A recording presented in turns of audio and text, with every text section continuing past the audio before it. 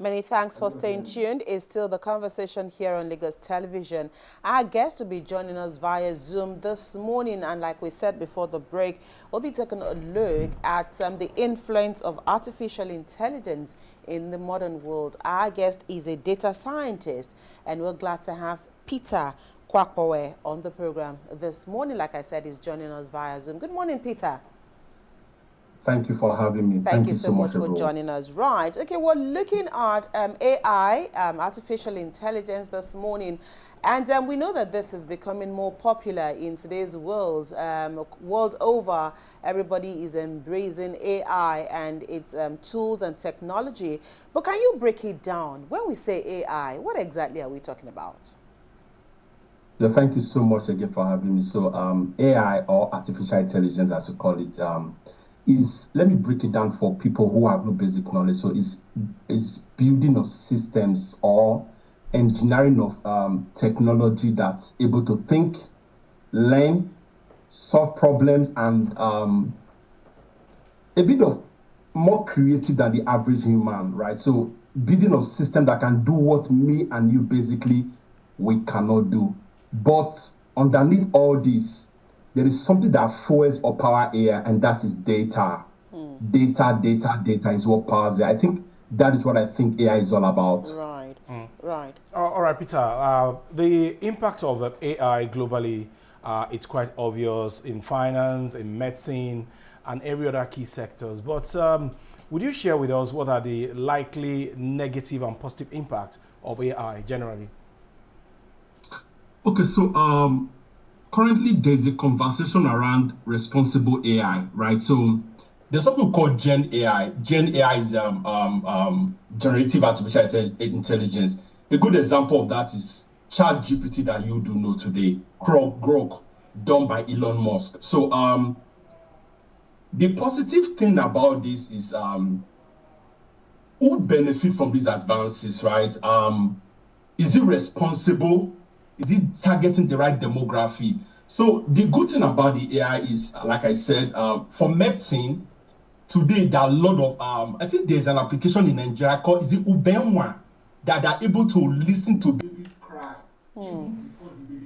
Yeah, so this artificial intelligence able to cut through the average of those things that me and you couldn't do. Let me give a typical example. I was in Abuja some time ago. I went to a pharmacy, to a very big pharmacy, for medication. So the hospital sent the medication to the pharmacy, and when I got there, the lady just put it, and there's a robot inside. Just went, brought it, and so it's so good that in terms of medicine, it makes our life better, right? And for hospital, when people leave care, when they leave hospital, the doctor or the GP don't need to really worry themselves much about someone leaving the hospital. With AI, you are able to know what is the likelihood of them coming back. Is there a problem? You can use data to be able to look into someone medical issues. Okay, this person in the next 6 months, he or she might going to come back to the hospital because of data. So those are some of the positive. Education, so I'm a STEM ambassador in the UK right now. So one of the things I do as a STEM ambassador is I do very much computer. I'm a computing expert. So I go to most of the high schools, right?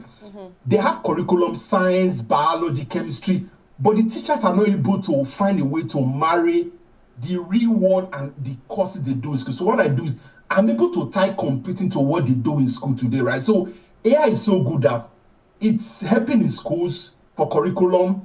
Is bringing about personalized learning, right? For students, for medicine, hospitals are able to make prognosis about someone coming back to care when they've left care. Okay. And so those are some of the positive. Let's go to the banking sector. Yeah, the negative too. One of the negative today is you could see that AI most time, if it's not responsible, it could target the wrong bias, right? So there's a situation where people will apply for loan for a specific thing, and we discover that people from certain demography were being targeted, not targeted rather. They apply for loan, they get rejected instantly. But when those same people go back and change their name and their origin, they go through the portal. So AI can be very, very, very, very, very interesting. But the biases, the government of the Western world is having conversation around responsible AI. How do we use AI? ChatGPT has an application today called is a business application, meaning that you LTV you can plug your system to ChatGPT. But the question is the AI responsible to process your data? What happened to GDPR? What happened to data privacy? Right? So it's a whole lot of conversation that the negative is data privacy, right?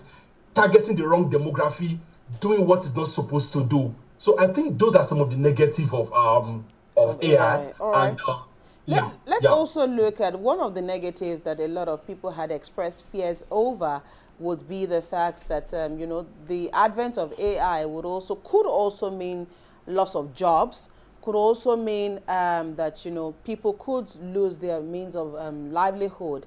Is that still a fear at the moment, even though other data scientists have said that should not actually be a fear, but rather a way for people to upgrade their skills and be relevant in other sectors? Can you put us through what you think? Now, let me chalk you, right? Data science is not even a cost in demand anymore. I know it's going to shock you, right? With the advent of AI, if you're not upskilling, it's going to be a whole lot of problem. Now, yes, as they say, there's a myth, it's going to take our jobs. Is people only get scared of what they don't understand. So the question is, where is the place of upskilling, right? Okay. Because whether you want to have the conversation or not, everyone is going to be on a very hot seat. Recruiting has become very smarter. Profiling people have become very smarter. Organized crime has become very smarter. Everything has become smarter. If your systems around you is becoming smarter, as an individual, you're not getting smarter, is a problem for you. So data science today is a course, but it's no more an in-demand course. So there's something called prompt engineering right now. Companies that use AI, they've evolved. How do you interact with the AI? Now they're recruiting for a different discipline that was not there two years ago, right? Prompt engineering, some lovely things, product analytic engineering, right? So we all need to have that conversation of upskilling. Do you just sit on your phone and just press your WhatsApp all day? You need to be able, okay, someone was talking to me because of this program. She met me online to say, Peter, I love what you're going to be doing in LTV. I want you to mentor my son. She's doing software engineering. I'm like, listen, doing software engineering is fine, but what is that course going to be to that person in the next 2 3 years? So we all need to, the economy, we need to find tools that can help us work effectively. In the next 3 years, I'm sorry, not all the discipline are going to be here looking at you. Until you skill, you actually compete where we are going. The leapfrogging, you can't really compete where we're going. Okay, Peter, talking about scaling up our skills, in this part of the world, we still have low level of internet penetration in some parts. So how do we fit in such a way that those of us who are still growing, trying to upscale our skills, especially our youth, are not left behind in this competitive global innovation? Thank you so much. So my only challenge, or the only thing I would say here right now is people need to be intentional about learning, right? Learning is not something that is bequeathed to you or passed to you as an inheritance. You need to take off your time off social media. You need to take your time off things that matters to you. You need to have a personalized system of learning. So I think our youth, which are the future, they need to get off social media, because right now, when you travel, you discover that you go for job interviews. You see the kind of people, you know what they've done in the modern world, in this part of the world. What they've done is, when their students are still in high school, they don't even care about university. They just plug them to a very good company that they do internship for 2 3 years. When they come out, they are fire. These kids are fire because they don't have to go through the theory. They just throw. Look, there's someone I know, a lady who is doing nursing right now. She's a year one student in nursing. They thrown her to a hospital. She's working already in the hospital as a nurse. She's going to be there for 3 years. So what I'm trying to say is, there's nothing like internship. We don't have internship right now. So what our people need to do is leverage on the fact that there is a global world in our eyes. Everybody needs to sit down and really know that there is a problem. And until you are intentional about learning, you might not really scale. Parents need to have as a discipline. Kids need to get on social media. A lot is happening that in the next some time, I'm saying, we came to this country, but what we met is Nigeria. I will use the word that Nigeria had us with really intentional about our future. So I'm going to advise everyone, the youth, if what you're doing today, find something that the transferable skill you can bring, right? Pick up, get a mentor, sign up for boot camps, get a mentor. And I love what people like Utiva, some other companies are doing. I'm a mentor, a data science mentor in like 5-6 companies in Africa, right? What I'm doing basically is to mentor people, data scientists, data analytics. It's just to give them an edge, right? So people need to find mentors, get someone to mentor you. What skill do you have? How can you improve on those skills? Get someone to talk to you because you don't know it all. Okay. And you need to look at people who understand the trajectory of where we're going. So yes, answering your question, I think everyone needs to sit down and have that conversation. If you're not thinking you don't know what to do, sit yourself down, get a mentor who is able to help you plan what your future should look like in terms of this whole story of AI. It's not about just going to ChatGPT, what is my name, where am I from? This is not AI, right? You need to be a key player. Yeah. Right. So data plays a pivotal role when it comes to artificial intelligence and all of these things around coding, robotics, data analytics. But then when you say data, a lot of people really do not understand what we mean because they just assume what exactly is data. So when you say data, are they numbers? Are they or is it just a term that is used when it comes to analytics, comes to programming, or does it is it bigger than the 4-letter word data? Okay, thank you very much. So I would say this so for everyone to understand, for my viewers, everyone. So the way you have blood flowing in your vein that powers your intelligence, that powers us as an individual, that's what data is to artificial intelligence. When I say data, let me give an example. When Elon Musk wanted to build his own AI core group, what did he do? He went back to everything we've done on Twitter. Everything we've done on Twitter. The interaction, the conversation, the gossip, the yada yada. He put everything together and fed it like a food into Grow. So data can be like information on a newspaper. Data can be like information on an Excel sheet. Data can be anything, provided it is written down. It could be document on PDF. So what I mean that after building an AI, it's like a robot that's staring at you. It's lifeless. You now need to pump those things. You train his intelligence. The way you train his intelligence is those information you feed to it. So there is that intelligence today that there are AI today that are hospital that can only function in the hospital. Okay. You ask them, what is the capital of so country? They don't know. Because when they were being trained, they were trained only within the hospital domain, right? So artificial intelligence or data is when you building an AI, you now need to feed it a domain that it can pick something from. You send a child to go to the kitchen and get you food, right? You already told the child, go to the kitchen and get me food. That is what data is. The AI should be able to go to a repository where it goes and pick information. Okay. So wherever that information is seated, it could be on a paper, on a template, anywhere, right? So the data, it could be my information, your information, like what we're using building Elon Musk, sorry, I'm mentioning names. He's the most popular at the moment. Exactly. So his data, me and you, the gossip, the everything we did, political thing, yeah.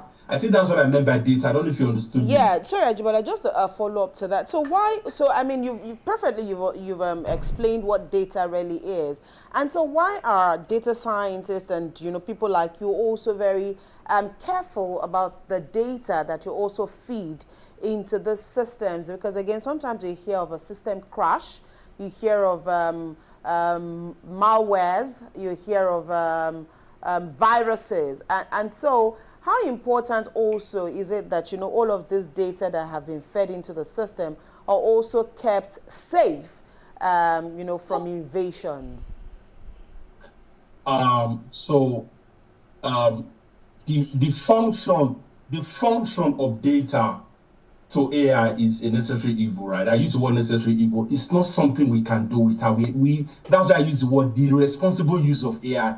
AI is about developing and using technology that is ethical, right? Fair, transparent, and accountable. But again, if AI is not shared, it can wreak havoc, privacy, entrenched bias, social media harm, right? So I think the only thing is for people to have conversation. Like right now, let me tell you, Nigeria is drafting an AI policy, right, centered on ethics and inclusion. The UK AI Council they've enforces guidelines on fairness and safety. So we can have this public debate for so long, but the question is who owns the data, who's accountable for when AI make mistakes, right? So the thing is, company, before you start going into data, having AI in your environment, you need to be able to have the responsible use of AI policies. There should be people, policy makers that write policies on AI. So it's so broad that companies are plugging data into AI. It needs to be safe. It needs to be responsible, right? So if you say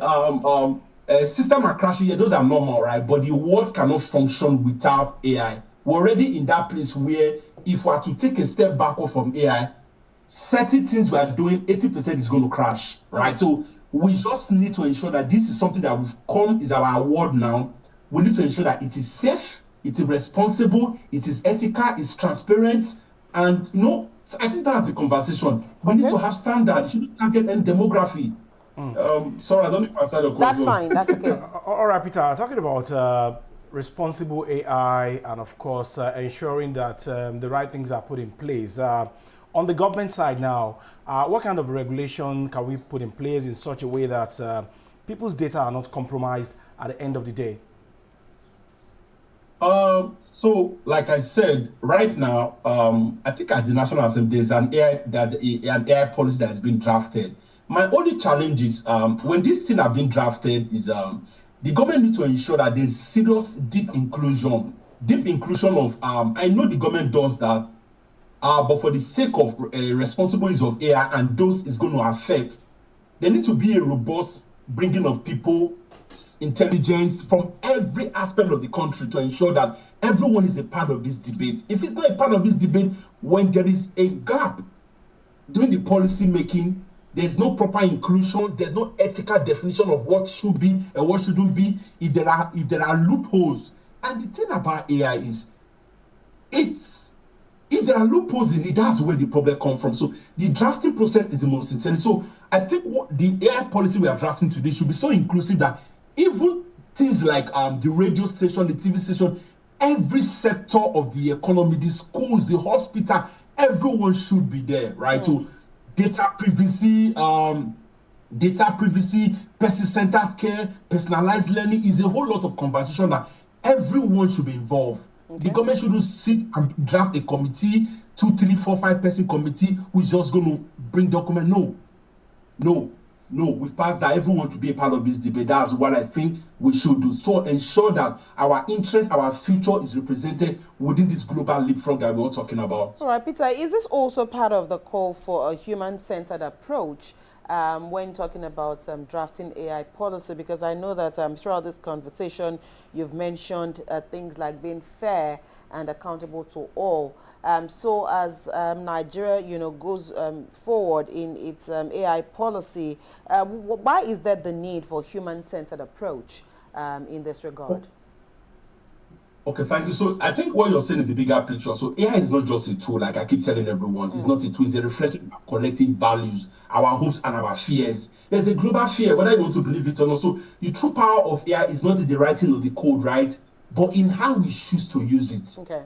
In how we choose to use it. So AI today is going to be the echo for the next generation. So there should be a human-centered approach.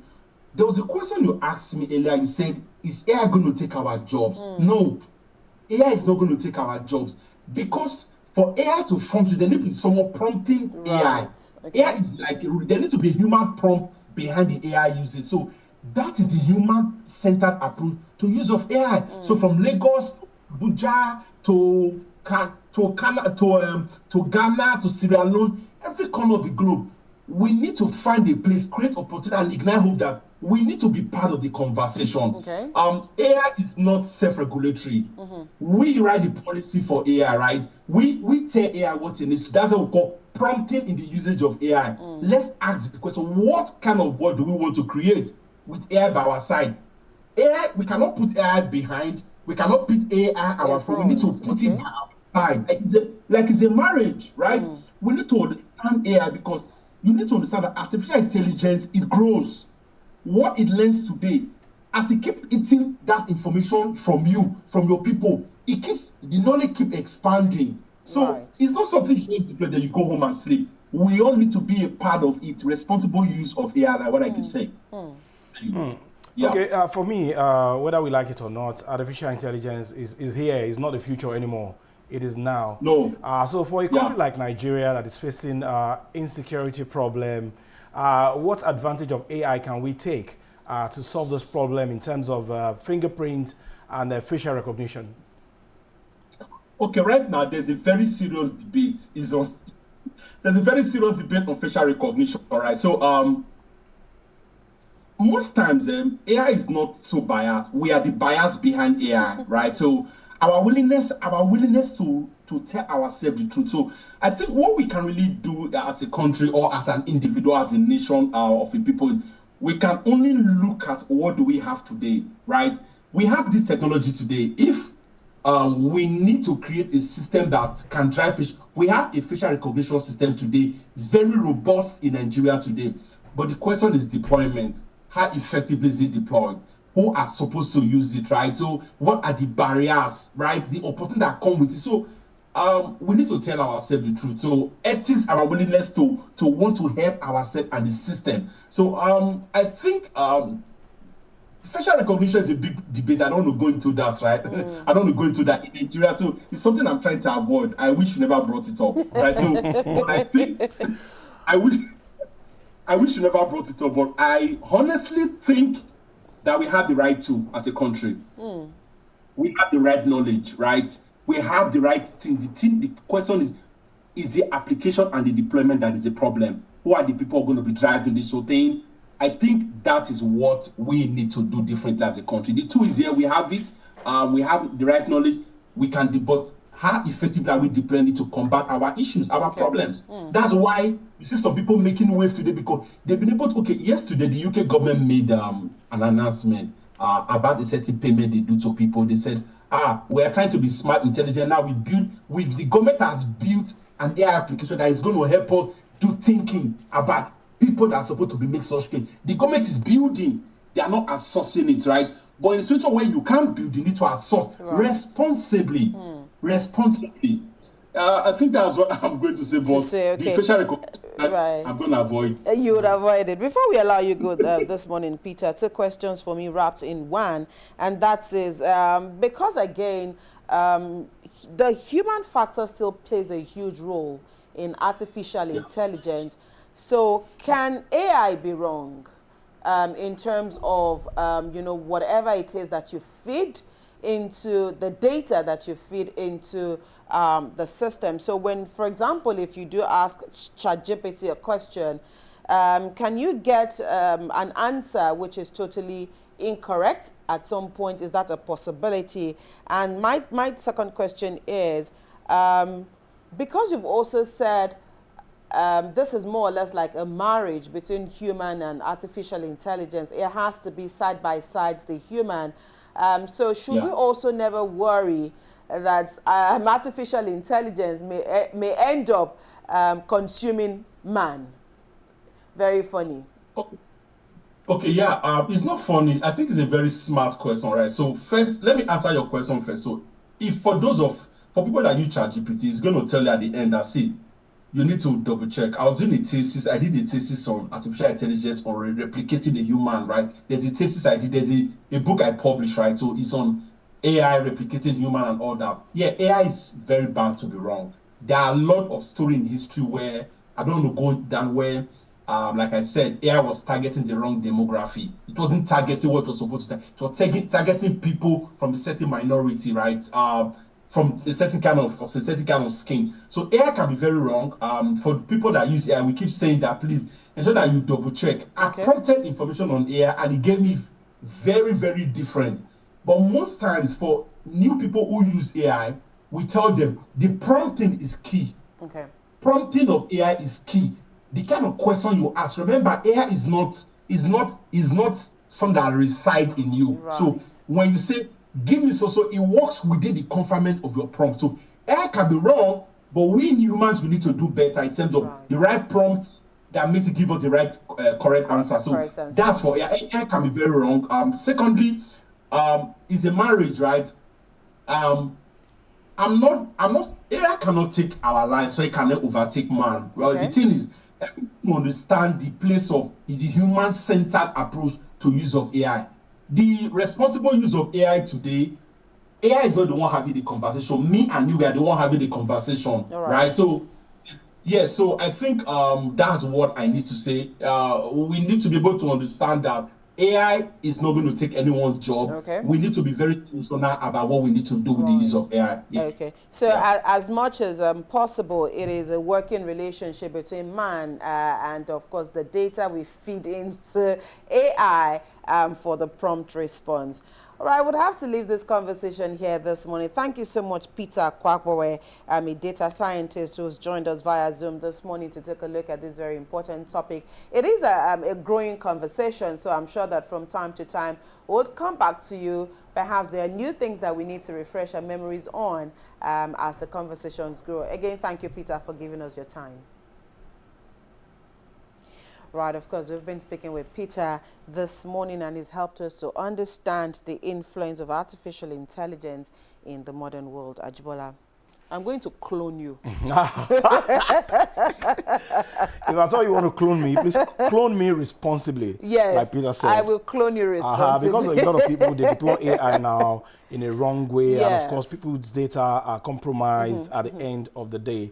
I just hope that Nigeria will quickly do some catch up, especially for our young ones who are still in primary school. Probably. Yeah, I know we do have a data privacy law, but how much it has gone, you know, how far one can use it and how much of that law a lot of people know is one thing that also is another conversation, you know, that we must begin to have. But again, a great takeaway from what Peter said today is we must act responsibly when using all of these devices. And at least I'm glad that he did say that at least it is still man that still controls AI because the way AI is going is beginning to look like what is going on. Slow down now. We still give you all the data that you do need, but of course, definitely the upskilling is also another thing that is very important. You will be left behind. All right, that's the much you take on this side of the table this morning. Adebinkwe will be here after the break. Adebinkwe's guest is also via Zoom, I presume. So Adebinkwe, of course, after the break, it's your turn. Why the wide eyes?